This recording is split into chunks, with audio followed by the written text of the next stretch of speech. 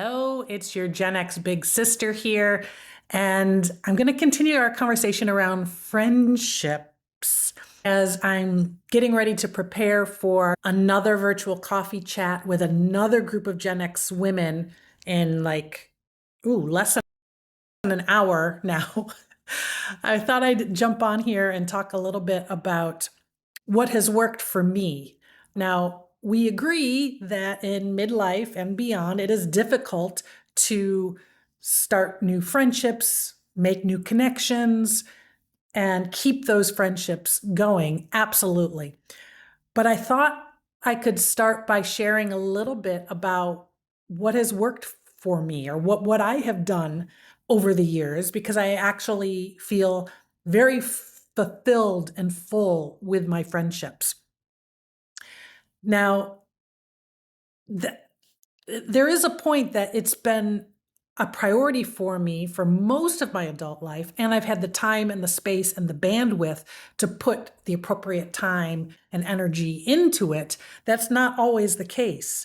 And so I understand that. So now that so many of my Gen X sisters are sort of finding themselves with more time, more bandwidth, sometimes less, but sometimes more, and ready to make this a priority, maybe it'll help if you hear how other people have done it, are doing it. I don't know.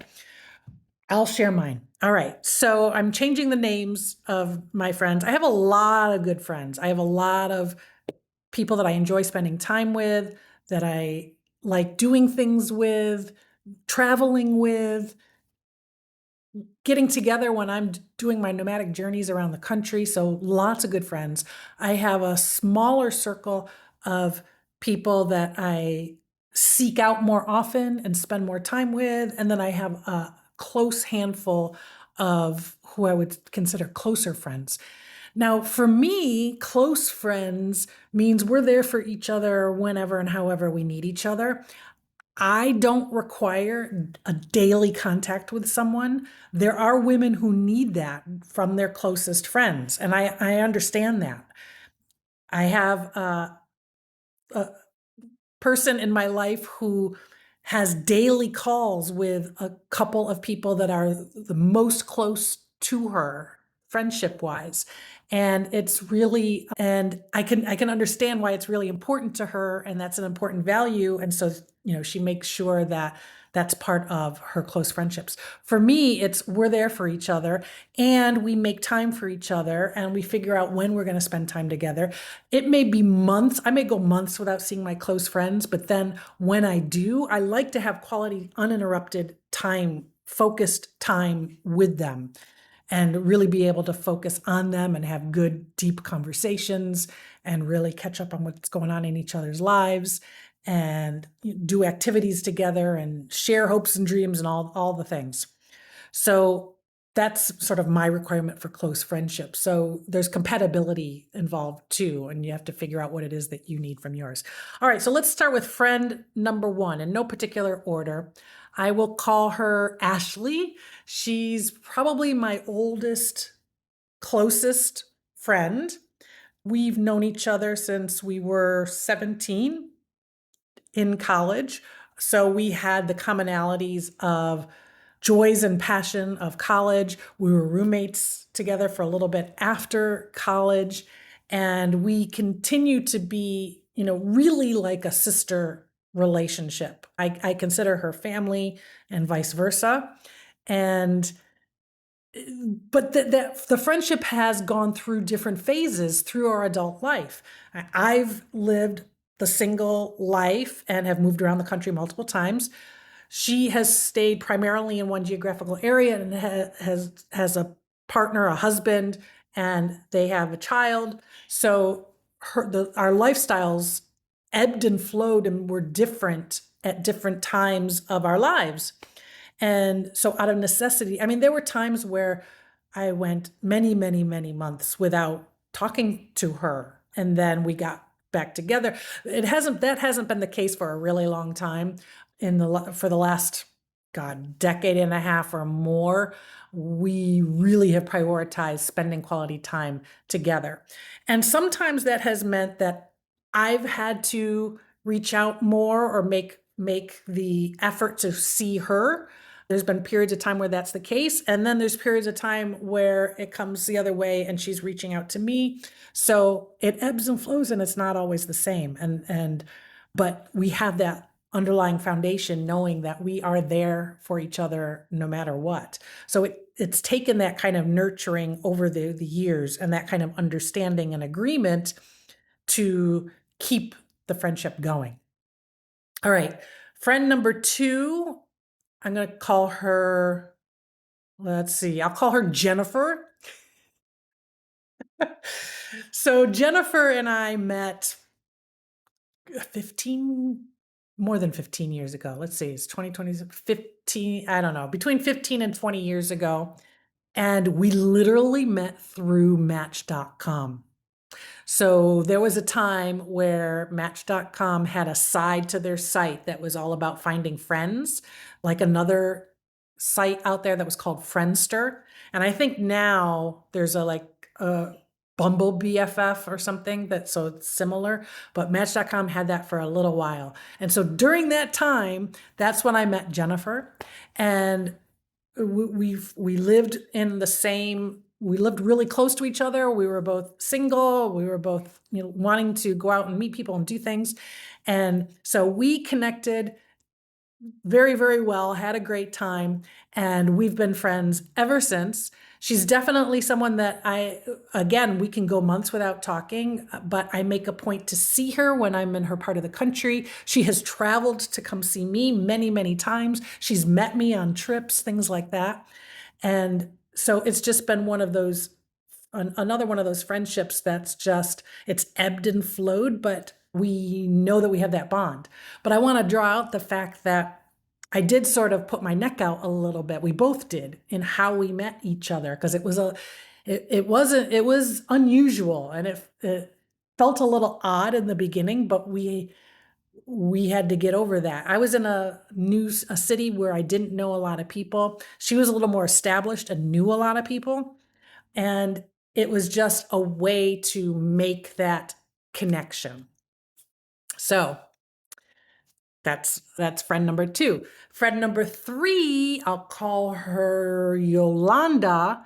And I met Yolanda through Jennifer. I actually met a lot of people through Jennifer. She was connected to a couple of her close friends who were in turn connected to a really big social circle of friends. And so I started to become friends with those friends, and I was then connected to the larger social circle, which has, it kept my social calendar very busy for many, many years. And it gave me lots of travel companions, which has been wonderful. And Yolanda and I became closer friends because we were both single at the same time. We were both going out a lot at the same time. So we did things together. And I went through some really, really tough times in my life. And Yolanda, she's one of those people that she's there for you in a pinch. I was at some of my lowest lows, and she was there in the most amazing and beautiful ways. And I might not have even necessarily expected that of her at that time, but it deepened our relationship and friendship. And we're very opposites of each other in a lot of ways. So there's a lot of yin and yang kind of stuff going on. And again, it's a friendship that grows and evolves and changes, and we face challenges as different things happen in our lives. But it's taken attention and nourishing and time spent together. But take note of how I met her was through somebody else, and not being afraid of taking a friendship to an acquaintance into a friendship when you're just sort of meeting them, out in the wild through other people. My next one, friend number 4, I'll call her Melissa. Melissa, she and I happened to be on a group trip together. It's another thing that I did a lot to sort of try to meet new people is I joined this social group that organized these trips, and they were mixed trips of singles. And this was a really big trip to Costa Rica, and Melissa was one of the people on that trip. And We didn't spend a ton of time together during the trip. We spent some time. There was like 50 people on this trip, but we got to know each other. But I have a tendency to really keep ties going after the fact, after the event. So after our trip, I organized a couple of like meetups from many of the people from the trip. And we did that for a while, not too long. We had like two, maybe three meetups. So I was still in touch with Melissa, and we connected to network on some business stuff. But we still weren't close friends. We were living in the same city. We would see each other maybe once every other year. And then we would start to see each other online. Social media started to become more of a thing. But then when I moved from one side of the country to another side of the country, to California, I noticed online, it was mainly through Facebook, that Melissa was also making the same move right around the same time. Like, I think she went a month or two before I did. And so I reached out and I was like, wait, what? So we shared this common life experience that we were having. So when we both got to California, even though she was in San Diego and still is, and I was in Orange County, we saw each other regularly. And it was such a good relief thing for me as I moved to a brand new city where once again I didn't know anybody. It was nice having someone that I sort of knew, that I had a pre-existing connection to, and that friendship has really blossomed over the last 10 years since I first moved to California. And even now that I'm nomadic, I make a point to see her at least a couple times a year. We make really good quality time for each other. And there's just this, we just connect. There's a strong trust and connection. We feel comfortable around each other. We have a lot of differences, but then some commonalities. So again, I think the learning in that was I wasn't afraid to reestablish a mild acquaintance connection to build something deeper and to have a bigger connection on the other side. And it's been wonderful. All right. So that was friend number 4. Friend number 5, I've become friends with this person. Let's call her Amanda. So Amanda and I were friends through another friend. So this was a situation where I was invited to a group event by a friend of mine, by a mutual friend of ours, Amanda and mine. And there was a lot of people at this event. I knew most of them, friends with some of them. And she really stuck out to me as someone who she's really like, I thought like she's really cool. She's got like a really cool energy. You know how there's just you're in a group of people, but there's some people that you're just drawn to. And I was drawn to Amanda. And I'm not sure how we went from like meeting in this group to having a one-on-one friendship that has existed to this day. And again, this is like decade and a half long. And I think that it is due to the depth of the conversations that we have, the things that we've shared. Like we share the things that are on our heart, things that we're sad or scared about. We've had some similar challenges and traumas in our lives. And I've been able to see her, go through tough times and then go through times of joy and happiness and vice versa. And we really just have a fun time together. And so again, that is an example of taking a friendship or like an acquaintance or somebody that you meet in a small group and not being afraid of taking it further. I believe it continued through like a meetup where we got together and went for a walk, or we got together and went for a drink, things like that. Gotta say, guys, it's similar to dating. The objective is just a little bit different. So, and I'm not an extrovert. This is a way for an introvert to be able to do it, because I can be a little more extroverted if some sort of connection has already been established, and that's what makes it easier for me. My next friendship, I'll take friendship number 6. We'll call her Nancy. We'll call her Nancy. So Nancy, she and I are friends because through Jennifer that I mentioned way earlier. I mentioned that Jennifer has come to visit me before, long distance. So she came to visit me. We were at a bar having a drink. She posted about it on Facebook, and it turns out that Nancy, who she didn't really know lived nearby, she went to high school with, saw the post on Facebook and said, hey, and then ended up coming to meet us at the happy hour. And so Nancy and I, since we were local, we continued our friendship, and we have very different lives. At the time, she was mother of a middle schooler, so she had that busy mom schedule stuff, and it was fun to just connect on a regular basis.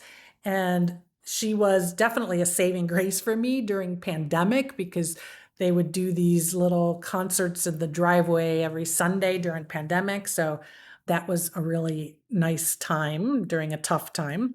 And again, to this day, we are friends. I didn't, again, it's a situation of connecting through somebody else, connecting through an online situation, not being afraid to keep that going and working on it into a friendship. And then this last example, we'll call her Leslie. Leslie is someone who I've become closer friends with since I've become nomadic, ironically, because she lives not that far from where I was born and raised. But I didn't know her then. I met her years later, probably about 20-ish years ago, through a professional women's organization that pulled people from all over the country. And I met her through that. And we kept in very loose touch, primarily touch online, primarily touch like through LinkedIn, through professional things. In fact, I hired her to do some contract work for a company that I was working for and that sort of thing. But she's another person that I just loved her energy, her aura, who she is as a person, lots of integrity. And we just kept that friendship going. And then in recent years, now that I'm sort of back moving around and I'm on the East Coast more often, we've been able to spend some quality in-person time. And I've gone to visit her in her lovely, beautiful mountain home. And we go, sometimes we've gone through periods where we've had online meetings like every few weeks just to keep in touch.